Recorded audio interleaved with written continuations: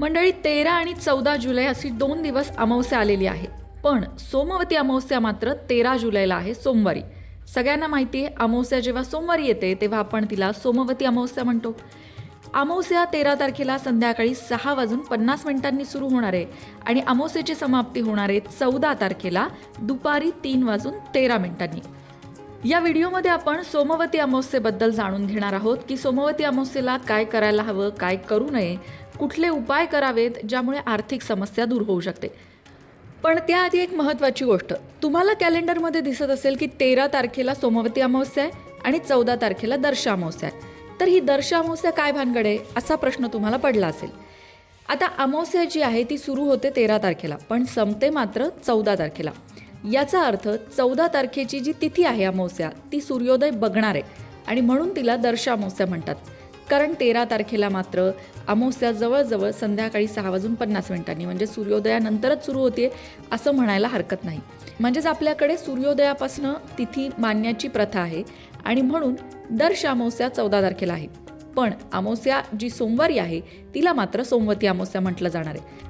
त्यामुळे 13 तारखेला आहे सोमवती अमावस्या आणि या दिवशी भगवान शिवशंकरांची पूजा किंवा त्यांच्या संदर्भातले जे काही उपाय आता आपण पुढे व्हिडिओमध्ये बघणार आहोत ते सगळे 13 तारखेला करायचे आहेत. मित्रांनो, अमावस्या तिथीला धार्मिक, आध्यात्मिक आणि ज्योतिषशास्त्रीय दृष्ट्या अनन्यसाधारण महत्त्व आहे आणि त्यात ती सोमवती अमावस्या असेल तर विचारायलाच नको. हा दिवस अत्यंत खास मानला जातो. म्हणूनच ज्योतिषशास्त्रामध्ये काही खास उपाय सांगितले आहेत जे या दिवशी केले असता त्याचे चांगले परिणाम आपल्या आयुष्यावर होतात. तेच उपाय आता आपण बघणार आहोत. सगळ्यात पहिली गोष्ट म्हणजे जेव्हा आपल्या कुटुंबाची प्रगती होत नाही, म्हणजे प्रत्येकाच्या कार्यामध्ये काही ना काहीतरी अडचणी, अडथळे येतात, तेव्हा पितृदोष तर आपल्या कुटुंबाला नाही आहे ना हे बघणं गरजेचं असतं. आणि जर तुम्हाला याबाबत काही माहिती नसेल तरी सुद्धा तुम्ही सोमवती अमावस्येच्या दिवशी पितरांसाठी तर्पण विधी या दिवशी तुम्ही केलात तर जो काही पितृदोष आहे तो आपोआप दूर होतो. या दिवशी पितरांच्या शांतीसाठी केलेलं दानधर्म, मग ते अन्नदान असेल, वस्त्रदान असेल, हे सुद्धा आपल्याला मोक्षप्राप्ती करून देणारं असतं. पितरांसाठी केली गेलेली ही सेवा सोमवती अमावस्येला आपल्या जीवनातल्या सगळ्या अडचणी दूर करते. हे तर झालं पितृदोषाच्या समस्येबद्दल. पण आता आपण त्या उपायांबद्दल बोलूया ज्या उपायांनी आपली आर्थिक स्थिती सुधारणार आहे. रात्रीच्या अंधारात शीतल प्रकाश देणारा चंद्रमा अमावस्येला अनुपस्थित असतो. त्याची गैरहजेरी जाणवते. म्हणून तर अमावस्येला चंद्राची पूजा केली जाते. तसंच सोमवारी महादेवांची प्रार्थना आपण करतोच. सोमवार हा महादेवांचा वार आहे. म्हणूनच सोमवती अमावस्या विशेष आहे. चंद्राची आणि महादेवांची विशेष पूजा या दिवशी केली जाते. सोमवारी संध्याकाळी सूर्यास्तानंतर शुचिर्भूत होऊन देवापाशी दिवा लावावा, उदबत्ती ओवाळावी, महादेवांची आरती म्हणावी आणि त्यानंतर कापूर आरती करून घरभर फिरवावी. त्यानंतर महादेवांना पांढरी फुलं आणि बेल अर्पण करावा.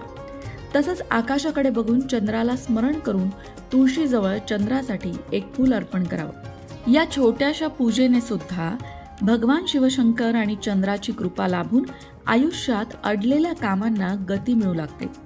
अनेक अडचणींवर मात करण्याचे नवनवीन मार्ग सापडतात असा भक्तांचा अनुभव आहे. त्यामुळे तुम्ही देखील काही अडचणीत असाल तर ज्योतिषशास्त्राने दिलेले उपाय करून बघा. आता पहिला उपाय बघूया. सोमवती अमावस्येच्या दिवशी सकाळी लवकर स्नान करून स्वच्छ कपडे परिधान करावे. त्यानंतर पाण्यात लाल चंदन, गूळ मिसळून सूर्यदेवाला त्या पाण्याने अर्घ्य अर्पण करावं, अर्थात सूर्यनारायणाला ते जल अर्पण करावं. त्यानंतर तुळशी मातेची पूजा करावी. तुळशीवर पाणी शिंपडावं आणि तुपाचा दिवा लावावा. त्यानंतर माता तुळशीची 108 वेळा प्रदक्षिणा करावी जर तुम्हाला शक्य असेल तर. या उपायाने आर्थिक अडचणीतून मनुष्य बाहेर पडतो. पैशांची समस्या दूर होते असं मानलं जातं. आणखीन एक उपाय आहे जो सोमवती अमावस्येला केला जातो आणि तो म्हणजे भगवान श्रीहरी विष्णू आणि पिंपळाच्या झाडाची पूजा. खास करून पिंपळाच्या झाडाच्या पूजेबरोबरच पिंपळाच्या झाडाला 108 वेळा प्रदक्षिणा केल्या जातात. सुरुवातीला 8 परिक्रमेमध्ये कच्चा धागा घेऊन 8 वेळा तो झाडाला गुंडाळला जातो आणि त्यानंतर अन्नदान किंवा फळांचं वाटप केलं जातं. त्यामुळे सुद्धा धनधान्याने घर भरून जातं. घरामध्ये असणाऱ्या आर्थिक अडचणी दूर होतात. आता पैसे मिळवण्याचा मार्ग सापडत नसेल, कष्ट करूनही पैसा घरात येत नसेल तर सोमवती अमावस्येला संध्याकाळी घराच्या ईशान्य कोपरा म्हणजे पूर्व आणि उत्तर दिशा यांच्या मधला कोपरा तुपाचा दिवा लावला जातो आणि त्या दिव्यामध्ये लाल रंगाची वात लावली जाते. त्या दिव्यात केशर थोडंसं टाकलं जातं. त्यामुळे माता लक्ष्मी प्रसन्न होते. लक्ष्मीच्या कृपेने धनधान्य समृद्धी घरामध्ये येते. आता तुम्ही एखाद्या दुःखामध्ये व्यापलेले असाल, त्या दुःखातून मुक्ती व्हावी असं तुम्हाला वाटत असेल, तो सोमवती अमावस्येच्या दिवशी गव्हाच्या पिठात थोडी साखर मिसळून काळ्या मुंग्यांना ती खायला घातली जाते. यामागे विचार एवढाच आहे की मुंगी हा अतिशय छोटा जीव आहे.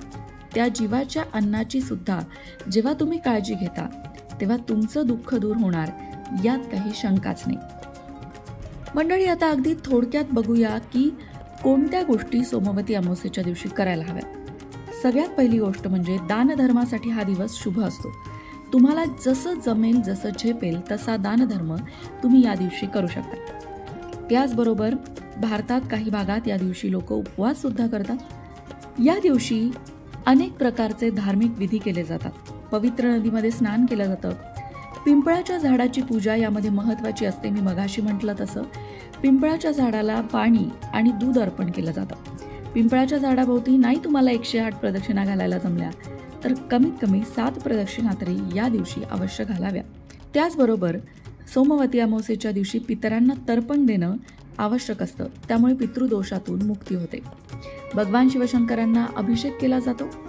गाईला चारा खाऊ घालणं सुद्धा या दिवशी शुभ असतं. या सगळ्या गोष्टी तुम्हाला करायला नाही जमल्या, यातली एखादी गोष्ट जरी तुम्ही करू शकलात तरी सुद्धा तुमच्या घरात सुखसमृद्धी यायला वेळ लागणार नाही. अशाच प्रकारच्या माहितीपूर्ण व्हिडिओंसाठी लोकमत भक्ती चॅनलला सबस्क्राईब करा आणि बेल आयकॉनवर सुद्धा क्लिक करा, म्हणजे आमच्या नवनवीन व्हिडिओचं नोटिफिकेशन तुम्हाला मिळत राहील. तसंच योग्य आध्यात्मिक मार्गदर्शनासाठी लोकमत भक्तीच्या फेसबुक पेजला फॉलो करायला विसरू नका.